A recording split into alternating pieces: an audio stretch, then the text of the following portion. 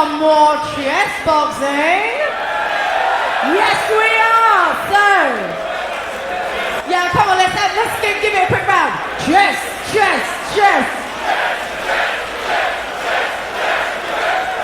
Yes, you guys rock. Give yourselves a massive round of applause. Yeah, you're awesome. You're a great audience. This is a brilliant night. So, I'm going to bring on our next fighter. Now, this next fighter is from a place called Welling Garden City, which always sounds really posh to me. I've never been there, it might not be. He also is currently renovating a Ford Capri. Wow, very fancy. He states that his hobbies are boxing chess, which to me just sounds a bit like chess boxing but backwards. But I don't know, maybe ask him about it later. Who knows? So, let's make some noise for our red corner, weighing 87 kilograms, standing at 187 centimeters, Nick Showstopper Cornish! Nick Cornish, another veteran of the chess boxing scene. He's really been there since the early days, so good to see him back again. Just how good a boxer is Nick Cornish? My memory of seeing him fight is he's a pretty useful boxer. I'd say he's technically one of the strongest boxers that we have, other than his boxing club. He's really, yeah, you'll see technically he's very strong. In his last bout though, he didn't make it out of the first chess round. He made really like a horrible oversight, left a checkmate in 2 in the first chess round. So wasn't able to demonstrate that prowess. I doubt he'll be making that mistake again this time. He's actually quite a good chess player, Nick. Here he comes, getting to fist bumps. And here he is.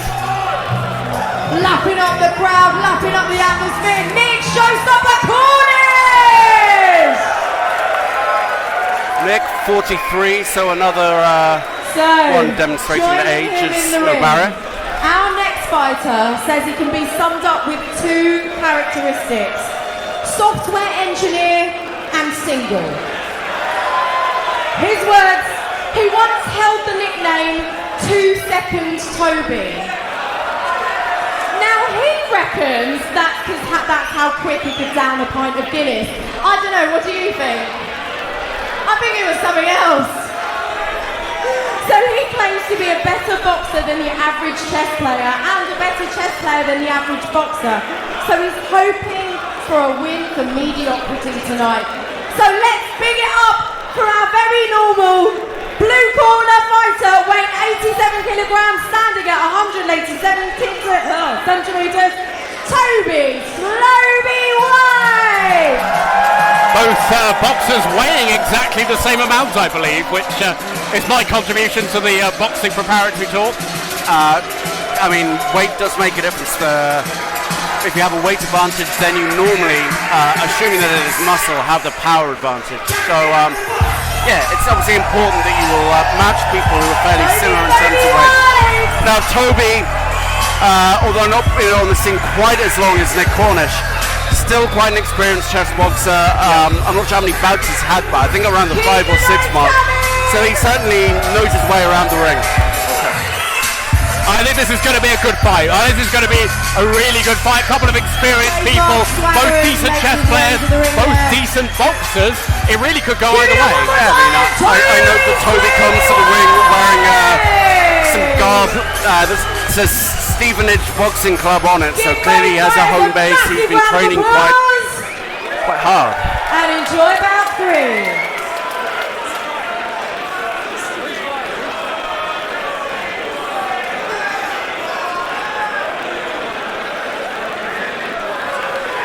So Nick's drawn white. Why does it matter who's white and who's black? Is it purely nominal or is there an advantage? I mean, it's much like serving in tennis. If you're white, then you can dictate how the game goes, whether to put your queen's pawn in the centre, put your king's pawn in the centre, do something slightly different, and black is on the back foot immediately. Yeah, and sort of different players have different styles. Some like sort of close game like we saw in certainly the first match that we had today. Others like it a bit more open, lots of contact between the pieces. So having that first week does allow you to really dictate it. And we're off with two quite strong chess players here.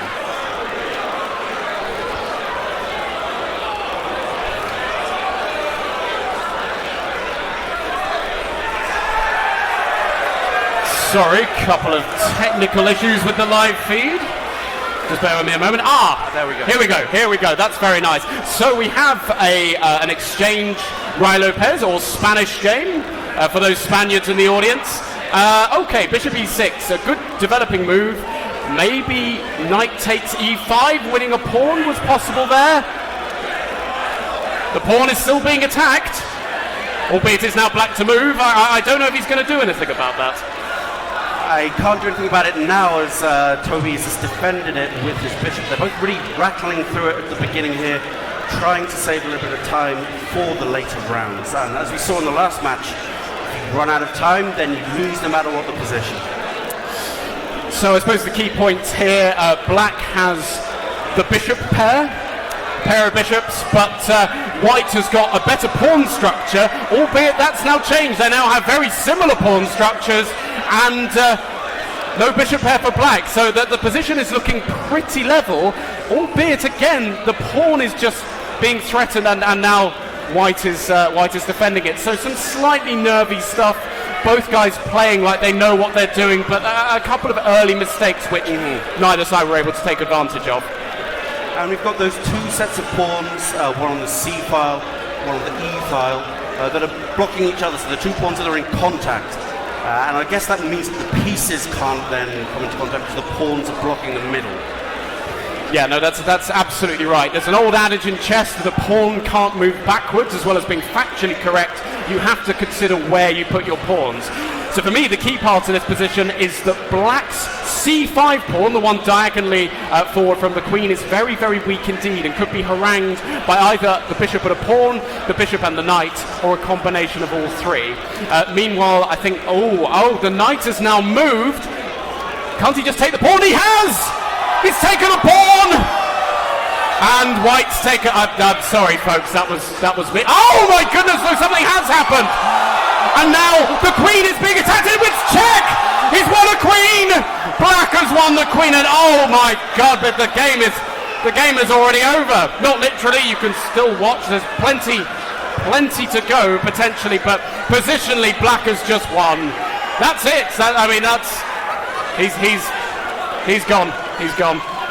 That said, if one player can lose his queen, then the other one can do it as well. It's probably an easy mistake to make. Under the lights, the pressure, the crowd, anything can happen still. Yeah, that's the bell. I mean, a great round for black. Showstopper's going to have a cracking round at boxing. I mean, that is really a disaster, Matthew. To lose they were playing some quite good chess up to then, a maneuvering game. Suddenly, around move 16, 17, some questionable tactical operations, and then white just overlooked his queen, and there wasn't even the boxing to fall back on as an excuse there. This is pure pressure. A fundamental miscalculation. He played rook takes the rook on d8, expecting it just to be recaptured, but he missed knight takes queen, and not only knight takes queen, but knight takes queen check as well. So he lost a queen for nothing. It really is a very, very bad round for white, and he's going to have to make up for it in the boxing big time. Yeah, I mean, the strategy here, I think, has to be to delay when it comes back to the... he's a very good boxer, Nick, so we'll see him come out hard, knowing the disadvantage is up.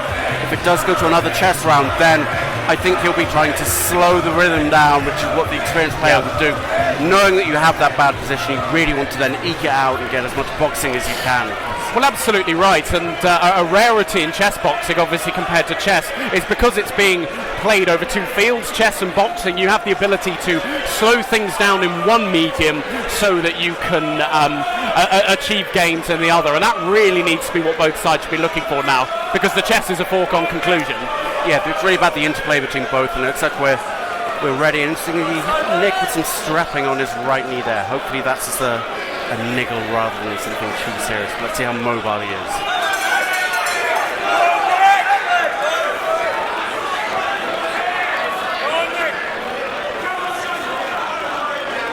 Referee Ronaldo just asserting his authority there really at the beginning. And Toby comes out strong with boxing. Doesn't have to do this. He's obviously, as we said, clearly winning in the chess here. He's clearly trying to. Oh, yeah, Nick's wrong there. That's it. This is how you expected it to start. I mean, much like John the Brick in the previous fight. Nick knows that he has to attack and attack hard, and it looks like Toby knows what he's doing. Though he's not falling for anything too disastrous. Yep, and there aren't that many jabs being thrown in. The jab, it's the kind of lighter punch, the one that you just to kind of set things up and work way into a fight. Nick is obviously coming out, throwing PowerPoint punches from the beginning, looking for the knockout. And Toby is responding in kind, actually. Well, it's quite hard to fight technically when your opponent is coming out swinging quite as hard as Nick. Yeah, as Chris intimated and actually said, Toby doesn't need to be boxing like this. Fundamentally, he can play a defensive game, but he is, all credit to him, he's really embracing the sport, isn't he? He's attacking on both fronts. Something of the showman about him, I think there's something about fighting in front of a crowd, certainly having people there. I think he wants to demonstrate that he's as proficient in the boxing as he is on the chess. Well, I guess we'll see if Nick can stop the showman, as it were. A dad joke for you there, which thankfully only our live audience heard. There's plenty more where that came from, I'm sure. Nick is actually already looking at the effort to take quite a bit out of him. He's blowing quite hard on the ropes there. Toby's corner are saying to him to jab and move, so Reed fight more technical rather than brawling fight. I don't think he's really paying much attention. He wants to be up close and trading. And that's it. How would you summarise that round? All action, I would say. I mean, there really wasn't much feeling each other out at the beginning. Toby came out swinging, Nick responded in kind, and really it was back and forth since then. Nick certainly really was giving everything, knowing that he's that far behind on the chess. Toby, I think he showed that he could take the punch and give it back. So yeah, he's answered the one question that he needed to, and if he doesn't close it out in this chess round, you'd certainly expect him to advance his position enough to do so after surviving another boxing round. So you wouldn't say that Nick had a good enough round to counter what was quite a disastrous chess round? Yeah, I mean, the problem with being that kind of material down as well is he knows really that it's going to be hard even to get through this round, even if he slows it down. Because, that black knight is deep in his position, the queen's on a very strong diagonal point towards the king, and black probably has quite a simple plan of swinging the rook up and over to the king's side as well, and really white doesn't have the material to fend that off. I think the only thing going for white in this position is that apart from being material down, he doesn't have any key weaknesses, and consequently he's got a good chance of surviving this round if he plays sensibly. Back on the chess, and Nick, just to remind you, is a queen down. Just how bad is that as white? I mean, as we've seen in previous games, this is just awful. It's very, very bad for white, and white has won a pawn back, which you would think it is good, but it's at the expense of... He's sacrificed his rook for a knight, so a rook is worth 5 points and a knight is worth 3. But I really like that idea. He's trying to create weaknesses at all costs and hope that it doesn't go to another round of boxing. And I think from a chess boxing... he's won a rook! This has gone very, very well for black. Black has strategized, to use a Bushism, this absolutely perfectly. Nick is still moving quite quickly. One strategy here might be, he's in check. His pawns are going all over the place. This is turning into a massacre. Yeah, white has played far, far too quickly here. Black is about to get another queen. As if this were a film, I might say, it's a mate in 8. It probably is about a mate in 8 here. This probably won't go to another round of boxing. Black can do what is known as a lawnmower maneuver. He's not gone for that, but it's still checkmate very soon. I think that's an illegal move. The king has to come to f2, and then queen f1. He's played another illegal move. I think white is... I think that's it. So the white king only has one square to go to, which is diagonally forward 1 to f2. No. Yep, he's done it. Queen F1 was checkmate, but he didn't play it. But it's checkmate next move with queen to D1. And that's it! Just the one round of boxing in the end. He's done it. Really quite a bizarre approach by Nick. I mean, as he said, he is quite an experienced chess boxer, and he must have known coming into that round that, he's really struggling on the chessboard there. I wonder if he was trying to almost provoke Toby into playing quickly in the hope that he would make a mistake at that pace. It's a tactic I've sometimes seen people use to try and get the opponent playing quickly as well. Yeah, for me, I have a huge admiration for how Nick Cornish did that. It was a very brave way of playing, and to be honest, from a pure chess perspective, it made a lot of sense. But from a chessboxing perspective, he opened himself up to too much risk, and Toby played the game very well. The rook sacrifice for the knight was a good practical idea to make it easier for him to win quickly. Go refresh your drinks, and we'll see you back here in about 5 minutes. And there was a moment there you really liked the play from Toby when he did what was known as sacrificing the exchange. So he gave up his knight, or gave up his rook for a knight, which technically, is giving up some material, but actually in doing so, he removed one of the few pieces that Nick still had that could control the holes in his position. Yes, given that time was the key factor in the position as a chessboxing position, the knight was a blockader. It stopped Black's major pieces, the rook and the queen, from getting into the game, and by removing that knight, he just made his job a lot easier.